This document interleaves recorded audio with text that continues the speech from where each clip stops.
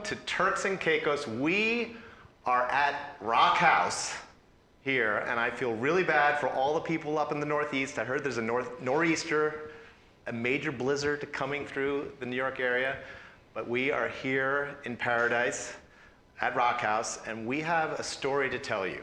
We have an opportunity to give you, and we have an incredible group of people here with me to talk about it. But I just want to tell you why I'm here. My name's Andrew Shue, and a good friend of mine, who I'll introduce in a second, his name's Mark. My wife and I were going through a bit of a health crisis, and he said, I want to bring you down to Turks and Caicos and have you just be at complete peace with where you are and how you feel and just all the aesthetics. And I came down to Turks and Caicos for the first time, and I was just blown away by the people, by how easy it was to get here, and how just incredibly beautiful it is. And so I want to introduce Mark now. He's sitting here right here with Dee and Sean. I'll introduce them in a second. We're going to have a conversation about Rock House, which he and his wife Melissa had a vision for this place, and it's really become a family of owners and investors who are now buying into Rock House. So Mark Durliat is the CEO of Grace Bay Resorts, which is a number of hotels here on Turks and Caicos. And he's here with us. And then we also have Dia Gungu, who for 22 years has been selling real estate here in Turks and Caicos with Sotheby's. She's a leader in the field. And then we have the designer, Sean Henderson, who Architectural Digest named one of the top 100 designers in the world. So we have the builder, we have the seller, and we have the designer here with us to have this conversation. So for all of you, we want you to participate as well. So we want you to send in any question that you have while we're having the discussion about Rock House, about how you could become part of the family here at Rock House, be an owner, be an investor. So send questions. You can type them in there in the chat, and we will try to answer them. So thank you so much for being here and participating and spreading the word about this incredible place and opportunity. So now, with that, I will kick it off. The first question here to Mark is, tell us about the vision that you had 5 years ago. So it's been 5 years. This is named one of the leading hotels of the world, along with Grace Bay Club, which is huge. Tell us about the vision you had for Rock House and how it has come to be. Thank you, Andrew. How Rock House came to be was the culmination of years of travel, and that's many times that's how it happens with developments that are new like this. And my wife and my family and I have been very fortunate to be able to have traveled to great destinations. And in a little bit, in some respects, was a memorable time I had when I lived in the Mediterranean. When I had my first job out of college, I was a plagiste, or as they call it, a beach boy in Saint-Tropez. So that memory stuck with me. So we wanted to try and create that. But in our travels, we were able to go to places, iconic destinations that people dream about, like Capri and Amalfi and Greece. And these are destinations that when you go to them, you realize that it's not all about the beach. It's about something else. It's the food, and it's the wine, and it's the sense of place, and it's the association with the water and the privacy. And we felt when we came back to Turks and Caicos after those many years of travel, we found this site, and we realized that Rock House had very similar landscape and had all the aspects of those destinations that we had been to.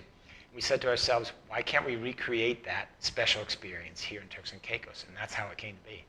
Oh, that is awesome. So I want to talk a little bit about the design, because it is true, you feel a little bit of kind of the coast of Italy. You also feel a little bit of Greece here. There's just being up on a cliff and looking out over this beautiful sea. So Sean, talk to us a little bit about the design vision that you had for Rock House. Well, the design vision really came from Mark and Melissa's overall vision for creating a resort that had its roots really based in the Mediterranean, the French Riviera and the Amalfi Coast. So we did a lot of research on hotels in those areas, and we really tried to design something that was really focused on the water, because in Turks and Caicos the water is the most beautiful thing in the world, I think, and so when you come here, the resort is unlike anything else I've ever seen. It feels very calm and peaceful. The interiors of the rooms are super like calming, and the end result I think is that you like shed all of your worries and experience this great view and have a great time. So Dee, you've worked with people from all over the world, investors, been selling here for years. What is trending right now for these kinds of investments? So what's trending with the international investors and travelers? Number one, they want a short thing. They don't want the guesswork into a destination they're going to. And Turks and Caicos has been vetted. We are beautiful by nature. The word has gone out and people love that. So that's one of the pieces that really attract them to the Turks and Caicos. The beautiful beaches, the ocean is, like Sean said, the bluest that you can find in the world. And so that's number one piece. The second piece is the privacy. Especially since the pandemic, there's a shift from travel to more crowded resorts and larger resorts to more private homes or boutique hotel settings.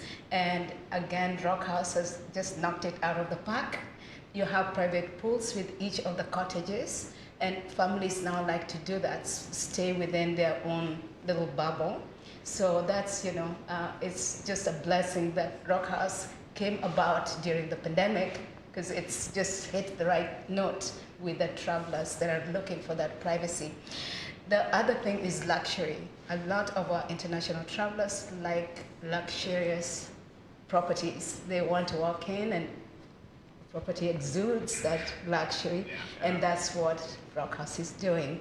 From check-in to going to the units, everything is top level, finishing up to your linens, your beddings. The one, the 1,000+ thread count bed sheets. That's, makes you feel like you've reached into the best of the best.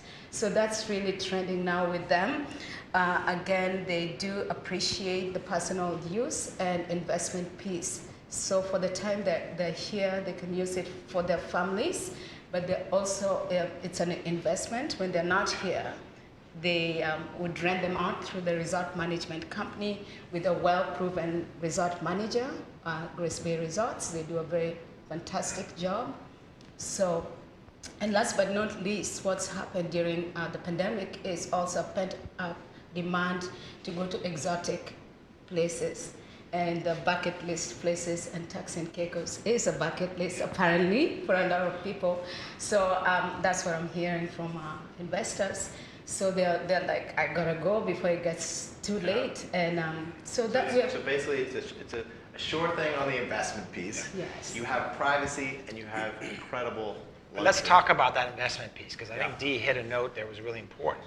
The way Rock House and most of our developments are crafted is that we offer our public, if you like, our buyers, an opportunity to have a piece of what we're doing. And we ultimately build a hotel with them as partners. Yeah. And they, in return, contribute to our hotel inventory of rooms. So when those homeowners are not here using it, as you say, Dee, we're renting it to a very high-end customer. And so it's a peer group, and everybody's kind of in on the secret, and you end up with this amazing opportunity where an owner has a home that they can go to regularly and not really pay for. Yeah, it's an investment that just keeps on giving. You have an annuity. You're owning it, but you're also sharing it with other high-end individuals who are going to take really good care of it, and you manage it, so it's turnkey. That's right. It's a beautiful thing. So recently you had a whole bunch of coverage. You were on CNN, New York Times, Architectural Digest, Vogue. Part of the story was how you've approached sustainability, which is a big thing. And I would just say, walking around this property and just seeing how beautiful the landscaping and how you've utilized all the plants that were here and built into the rocks itself is incredible. So just talk a little bit about that. Thank you. So the sustainability component to Rock House was an enormous part of our thinking when we first started. Firstly, you should know this, the Rock House site is an ecological wonder.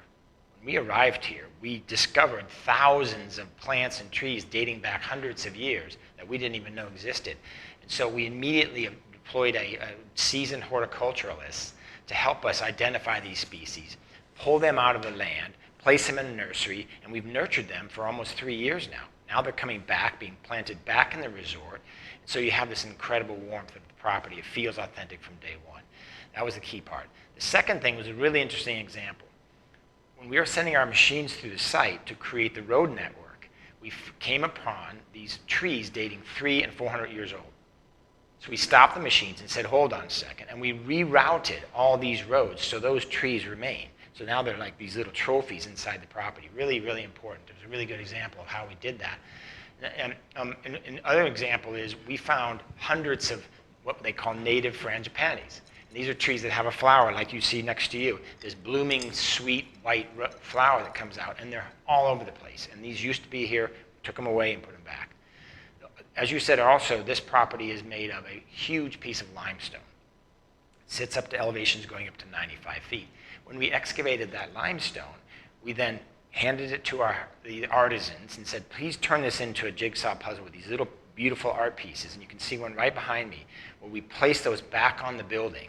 And so now the buildings look like they've been here for a very, very long time. And it's very warm and inviting. And those same limestone boulders that we found, we then laid on the beach. They're huge, majestic boulders, which have allowed us to organically grow this beach. So now we have a beach with the beautiful powder white sand that we all know that Turks and Caicos is so known for. It's right there.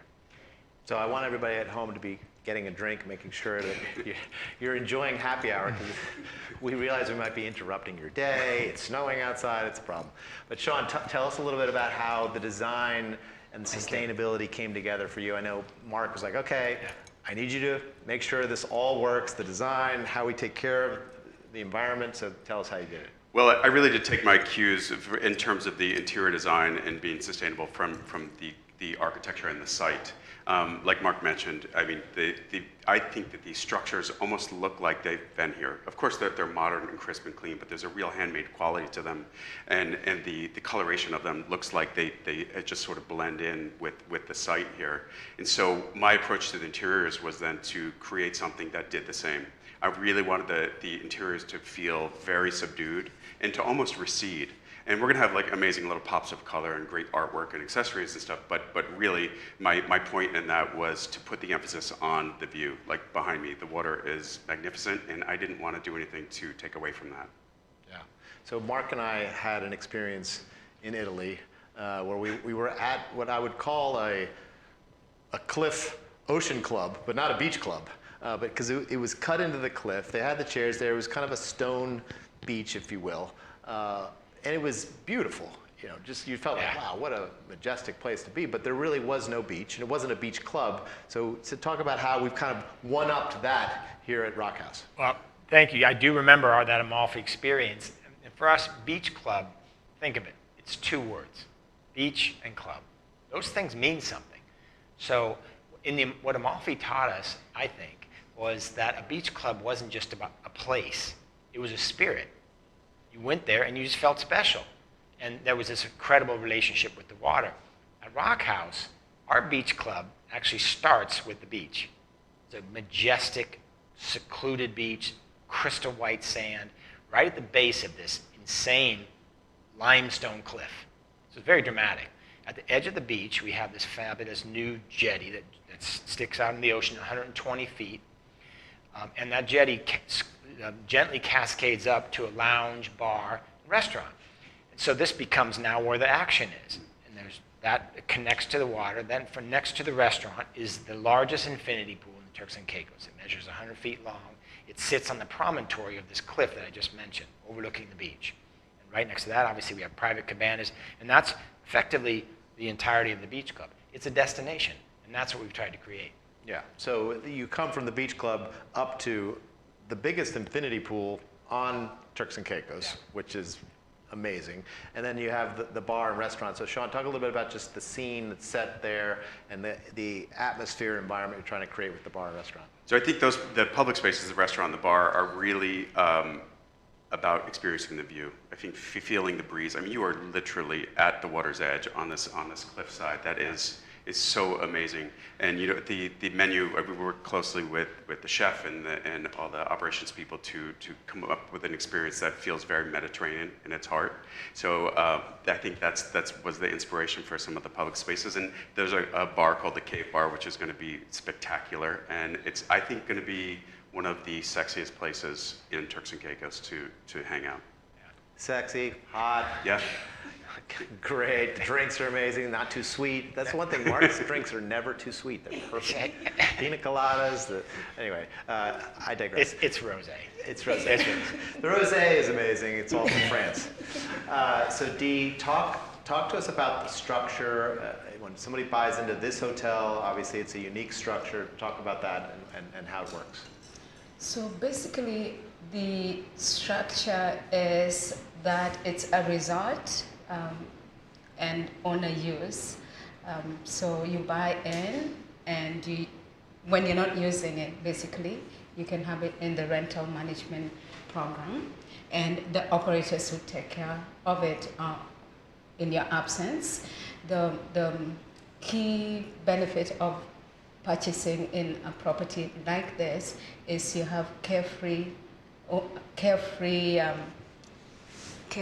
ownership. Yeah. So you don't have to worry about landscaping, looking after your pool. You don't have to mow the lawn. Yes. They do it all for How you. fun is that? So a lot of, especially the international buyers do like that because they're not here and they wouldn't know how to start contracting all the trades to do that on their behalf. So you already have a built-in convenience.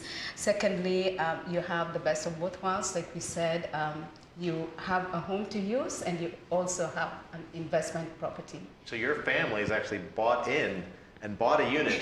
What were you thinking? Tell us about what you were thinking, why you wanted to be part of the Rock House family.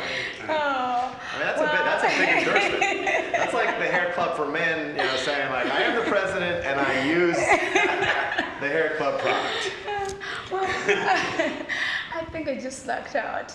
But in all seriousness, number one, the location was just right on. It's very dramatic, as you all see. So I was sold on the location. It's mid-island. It's only 10 minutes from the airport and 10 minutes all the shopping and everything else. And thirdly, I liked the investment piece. Why not? Well, but to that point, this thing, I'm not exaggerating, it's kind of gone like hotcakes. So phase one is sold out. No, I have one more thing to add all right. onto why. All The right. why. She wants to get, all right, sorry for cutting you off. My other why, it was basically a shore developer that's done incredibly well on this island and other countries. Mark Doliet is like a rock star developer with a Midas touch. Everything is touched has turned into gold.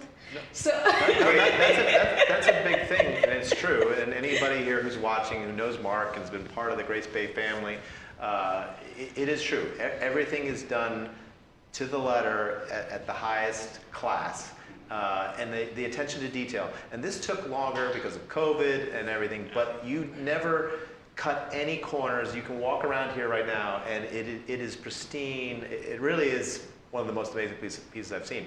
But talk a little bit about the phases. Phase one is sold out. There are a certain number of units coming in phase two. Talk about the timing, because it's exciting. So basically, this is the important part to listen. If you want to get down here and see this and be part of this family here at Rock House, you're going to have to kind of move quickly. Thank you. So, Andrew, the development consists of a number of phases. Right now, we're in the second phase. We're launching the second phase. The first phase consists of 28 homes, and those 28 homes have all been sold. We have now released the second wave of development called the Reserve. It's the Reserve Villas. There are 10 villas on this spectacular site, rising up to 75 feet of elevation. Of these 10 homes, there are 2 to 5 bedrooms. We anticipate starting construction of that site probably in summer of this year, maybe a little earlier, probably an 18-month time frame from today to when we'll deliver. So right now, we've released about 2 weeks ago. 4 of those units are spoken for already. So 4 out of the 10 4 out of the 10. already spoken for. No, and I think that what's happened now is Those are like real houses. Yeah, the real houses. Yeah. They're full-blown, single-family villas with their own private pool, very large spaces, full residential kitchens. And Sean's working on the design as we speak right now. And the idea there was that during the pandemic, as Dee said, it was a really interesting time. There was this change in thinking. And some of our buyers came to us and said, can we have a little bit larger spaces? So we designed that specifically to address that demand. But we made it very limited in quantity. So when Sean and I started sitting and talking about the design, we had to figure out how we were going to make a hotel product in a residential space, but also make it feel very residential. So that's Sean's next challenge, right? Yeah. So, I mean, Yeah, and I think it's, for me, it's really just about an extension of what we already created, but on a much grander scale. Yeah. These are massive homes now, and we will have bigger furniture, more furniture. I think the kitchens are going to be bigger. Yeah. So, I think that the intent is still to keep everything very consistent with what we've already created here in phase 1. So for people who want to come down and experience it, like what would you recommend as far as getting in touch, coming down, having a tour? Just walk through just that process. well, we have a key team. Obviously, we're partners with Sotheby's Realty, Sotheby's Turks and Caicos, who have been our partner for almost 20 years. So they are basically the purveyors, if you like, of the process. They'll get in contact with us. We have a website, obviously, rockhouseresort.com. And Sotheby's monitors that. As a customer comes in, we'll meet them on the site, take them on a tour. Obviously, we can set up accommodation in the country. We have 3 hotels operating, so we have plenty of places to stay. And it really is quite a seamless process. And I think that the beauty now is that we have something to show. 2 years ago, when we first started selling on a pre-construction basis, it was so difficult to get people to understand what we were doing. Yeah. Because all that, this idea of a Capri hotel in Turks and Caicos didn't make a lot of sense to everybody. What's a beach club? Right? There's nothing like it. Yeah. Yeah. And so we've gotten there now. And so what we do is completely stripped out the risk for the next group of owners. They have a property here. And Yeah. so I think that's really important for people to understand. Yeah, the risk is already gone to some degree. When you buy in early, it's like, will the whole project happen? Yeah. The project is happening. You're opening May 1st, so this is a celebration, kind of a pre-launch celebration of that. And so we're going to jump to some questions coming from the audience, but the first one is related to just the growth from the beginning. Has there been an increase already in the value from the beginning to even some of the units being sold now, to just show the quality and the value of these units? Absolutely. There's been an increase, and Dee can attest to that. We know for a fact that some of our early buyers, when we had nothing but a piece of paper and a site that was raw and there was just a bunch of plants, to today, we'd seen growth of anywhere from 30 to 40% of some of those from some of those buyers' investments. So it's been pretty spectacular. But it took a pretty courageous person, right, Dee, in the early stages to come in and take that leap, because this was an untouched piece of the area in Turks and Caicos. It was all in Grace Bay at the time. So we've definitely seen some growth in value, for sure. So we got a question from Margaret Maranzoli. She wanted to know what type of restaurants will be on site. Well, Do you want to take it? You go. well, you please, you know it. Well, right now there's going to be the main restaurant, which is just adjacent to the pool. There will be an amazing breakfast, of course, as there always is with Mark's Resorts, and then the evening dinner menu is going to be very Mediterranean focused, and I think Mark can talk a little bit about that because there's something cool that's happening very soon. I think for us, what is really important for people to know is, for us to be successful in this model, we have to fully amenitize these properties.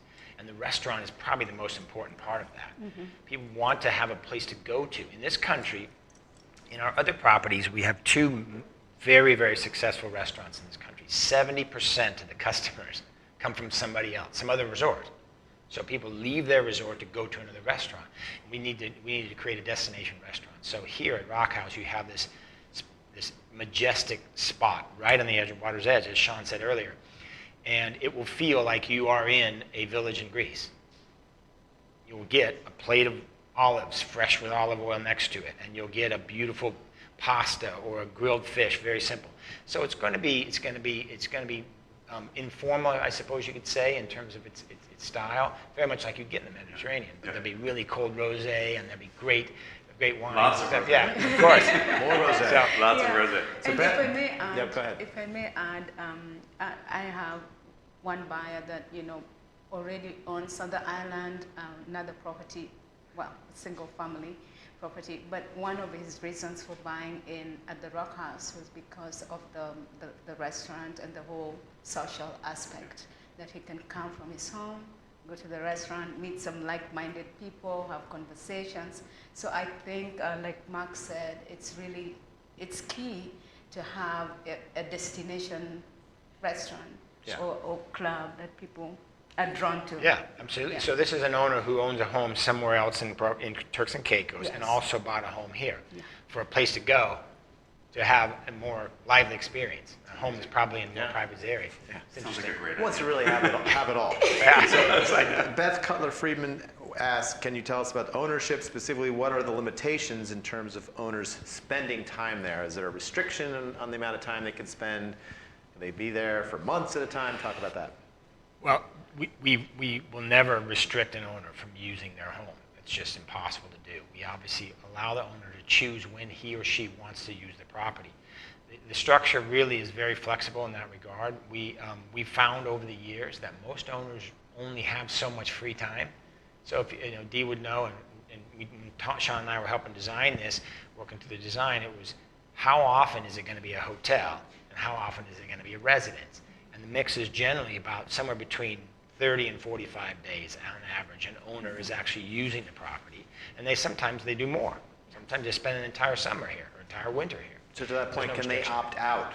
Could they just own and basically say, I really don't want anybody using my place. I may only come down there 3 or 4 times a year, but I just want it to sit empty when I'm not using it. We discourage that mostly because everybody who buys in here needs to be part of that, needs to buy into the concept. And for the hotel to be successful and to be a member of leading hotels of the world, it needs to operate vibrantly throughout the year. So an owner who doesn't participate in the rental program is somebody who we think probably won't be very happy here. So Pino, I think it's Pino Lucky Fortunato. It's a great name. Hey Pino, what's the jetty experience going to be like? Oh, yeah.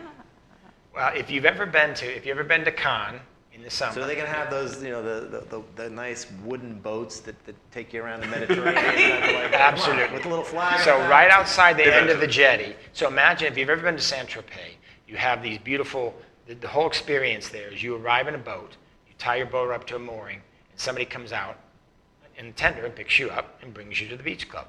That was my first job out of school.